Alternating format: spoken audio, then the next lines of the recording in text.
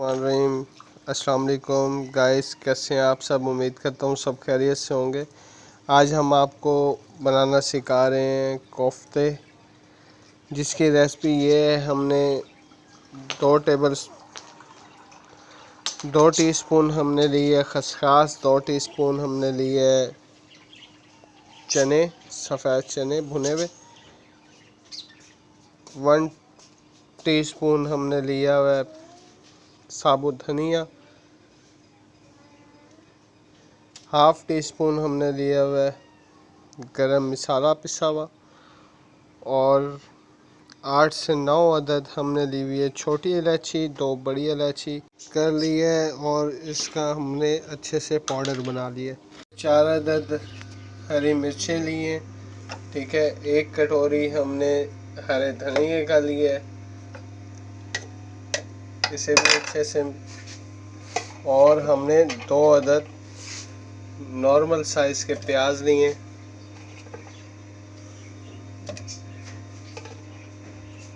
इसे भी हम मिक्सचर में अच्छे से ग्राइंड कर लेंगे, इसका पेस्ट बना लेंगे।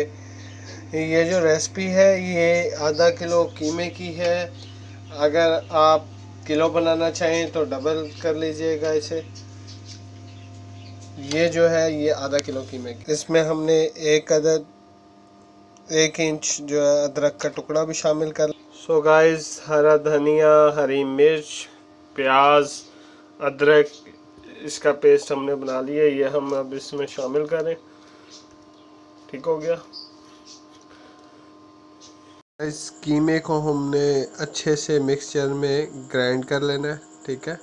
देख लें, पीस लिया हमने मिक्सचर में से अच्छे से। अगेन हमने पीसना है। उसके बाद ये जो हमने मिर्चें, धनिया और ये जो मसाला डाला हुआ था ये इसमें शामिल कर लेना। इसमें शामिल करके हम इसमें इसे हमने इस तरह पीस लिए। अब हमने अच्छे से अपने हैंड वॉश कर लेने हैं। हैंड वॉश करके सारे ये जो हमने मिक्सचर बनाया हुआ था इसे मिक्स कर लेना है। इसे अगेन पीसने का मकसद सिर्फ़ और सिर्फ इतना होता है कि हमारे जो कोफ्ते हैं बहुत जूसी बनते हैं और हार्ड नहीं बनते। इसे हमने अच्छे से पीस लेना, वो मिक्स कर लेना, सॉरी, ताकि जो मसाला है ये बिल्कुल यकजान हो जाए, दो जिस्म एक जान की तरह इकट्ठे हो जाए, मिक्स हो जाए अच्छे से।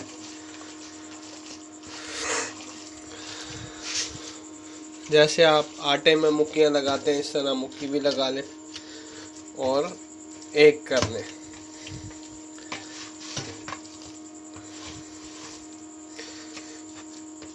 चने भी इसी में, चने जो हमने पीसे थे, चने, खसखस और छोटी इलायची और 2 अदद बड़ी इलायची वो भी इसी में। हरा धनिया और उसका नाम क्या है, हमने 1 इंच अदरक का टुकड़ा डाला था और 4 अदद हरी मिर्चें डाली थी, वो भी इसी में। टाइम में हम इसमें 1 अदद अंडा शामिल करेंगे। अंडा डालने की वजह से हमारे जो कोफ्ते हैं वो टूटते नहीं हैं, ठीक है, और बहुत ज़बरदस्त से बने रहते हैं, जुड़े रहते हैं। और इन्हें 1 हफ्ते तक आप 15 दिन तक स्टोर कर सकते हैं फ्रीज़र में। इस तरह आपने अच्छे से इसे मिक्स कर लेना है। मिक्स करके आप जो है इसके कोफ्ते बना के किसी भी एयर टाइट बाउल में रख के फ्रीज़र में फ्रीज़ कर दें और उसे निकालते जाएं और पका लें आसानी से। इसे हमने अच्छे से मिक्स कर लिया। अब हम इसमें शामिल करेंगे नमक हस्बे जायका। आप अपने जायके के मुताबिक नमक शामिल करें, क्योंकि हमने सालन में भी इसमें नमक शामिल करना होता है। जब इसे पकाएंगे तो उसकी ग्रेवी में भी नमक शामिल होगा। और इसमें हम पिसी हुई लाल मिर्च भी शामिल करेंगे।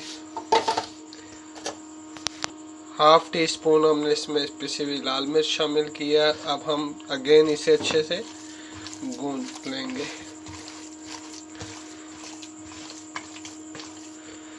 गाइस, आप इसे 15 दिन तक इजीली स्टोर कर सकते हैं। आपके जो कोफ्ते हैं बहुत जूसी होंगे और बहुत सॉफ्ट होंगे। अगर आपको हमारे ये कोफ्तों की रेसिपी पसंद आए तो मेरे चैनल को सब्सक्राइब और लाइक ज़रूर करिएगा। और मुझे ये आप लोगों की तरफ से सपोर्ट होती है, हमें एक इनाम होता है। गाइस, ऐसा है कि ये हमने प्याज, अदरक, लहसुन इसे ग्राइंडर में अच्छे से ग्राइंड कर लिया था। 2 अदद बड़े साइज़ के प्याज लिए थे, 1 अदद टमाटर लिया था और 2 चम्मच अदरक लहसुन का पेस्ट लिया था। इसे मिक्सर में हमने अच्छे से मिक्स कर लिया है। मिक्स करने के बाद हमने इसे देगची में शामिल कर लिए। इसकी हम बना रहे हैं ग्रेवी और इसमें हमने हाफ कप जो है ऑयल शामिल की है। आप चाहें तो घी भी इस्तेमाल कर सकते हैं। इसमें हमने 3 टेबल स्पून जो है वो दही भी शामिल की है। अब हम इसे अच्छे से भून रहे हैं, ठीक है। जब ये अच्छे से भून जाएगा, इसका पानी खुश्क हो जाएगा, फिर हम इसमें ये मसाले ऐड करेंगे, जिसमें 2 टेबल स्पून हमने लिया है अपना साबुत धनिया, 1 टेबल स्पून हमने लिया है इसमें कुटी हुई लाल मिर्च, हाफ टेबल स्पून हमने लिया है हल्दी का और नमक हस्बे जायका, 1 बड़ी इलायची और 8 से 9 अदद जो है हमने ये काली मिर्चें ली हैं, थोड़ा सा ज़ीरा लिया है, ये भी हम अब इसमें शामिल कर रहे हैं। इसमें ये आप देख रहे हैं उबाल आ गया, ये सब हम इसमें शामिल कर देंगे। ये हमने इसमें शामिल कर दिया। अब इसे हम अच्छे से मिक्स करेंगे। ये देख रहे हैं माशाल्लाह से कितना अच्छा कलर आ रहा है हमारी ग्रेवी का। कोफ्ते जो हैं वो हमने पहले ही आपको बता दिए थे। आप अपने साइज़ के हिसाब से छोटा बड़ा जितना आपने रखना है, इस तरह बॉल बना लें। एक छोटी साइज़ की अगर आपको पसंद है छोटी बना लें। मैंने ये दरमियानी साइज़ की बॉल्स बनाई हैं। मेरी 20 बॉल्स बन गई हैं हाफ केजी में। चला देखें, ग्रेवी हमारी बन के रेडी हो चुकी है। ये देखें, इसने ऑयल छोड़ दी है। अब इस टाइम हम इसमें ये देखें माशाल्लाह, देखें कितनी अच्छी ग्रेवी बनी है। इस टाइम हम इसमें आलू शामिल करेंगे। हम जो है हम बना रहे हैं कोफ्ते आलू। ये 3 अदद हमने बड़े साइज़ के आलू काट के रखे हुए, इसे पानी में भिगो दिया था ताकि इसमें से जो अपना होता है आलू की अपनी नमकियात वो निकल जाए, ये जो पानी में आ जाती है। ये हमने इसकी ग्रेवी में पानी ऐड कर ली है। हमने 1 पाव जितना पानी ऐड किया इसमें। अब हम कोफ्ते ऐड कर रहे हैं। कोफ्ते जो हैं हम इसे इस तरह गोल कर लेंगे। गोल कर के हम इसमें शामिल कर देंगे। ये देखें शामिल कर लिए। इस टाइम में हम इस पर चम्मच नहीं मारेंगे। अगर चम्मच मारेंगे तो हमारे कोफ्ते टूट जाएंगे। हम एक रुमाल की मदद से देगची को पकड़ लेंगे और आहिस्ता आहिस्ता घुमाएंगे गोल गोल। इस तरह हम इसे आराम आराम से घुमाएंगे, ठीक है। एक दफ़ा हमने इसे आराम से घुमा लिया। अब हम दोबारा इसे चूल्हे पे रख देंगे। ये देखें, इससे हमारे जो कोफ्ते हैं वो मसाले में मिक्स हो जाते हैं और गोल रहते हैं और टूटते भी नहीं हैं। अब हम इसमें इस टाइम पे आलू शामिल कर रहे हैं। आप चाहें तो बग़ैर आलूओं के भी कोफ्ते पका सकते हैं।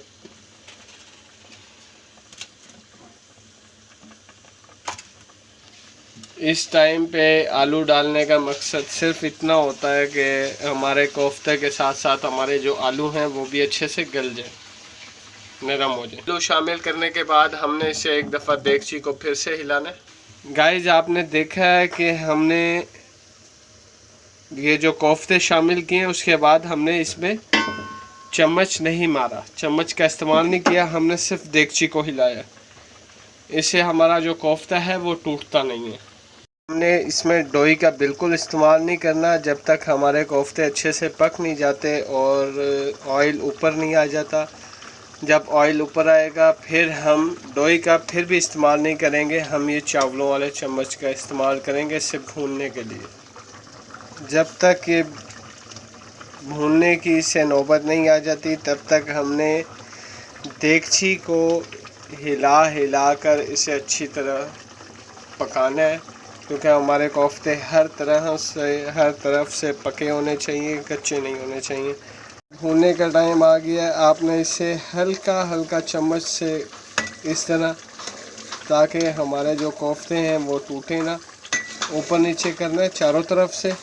ठीक हो गया। और हमने इसका पानी अच्छे से खुश्क करना है। जब तक पानी खुश्क नहीं होता इसे अच्छे से भूनना है हमने। देख रहे हैं आप, नरम हाथों से बिल्कुल आहिस्ता आहिस्ता।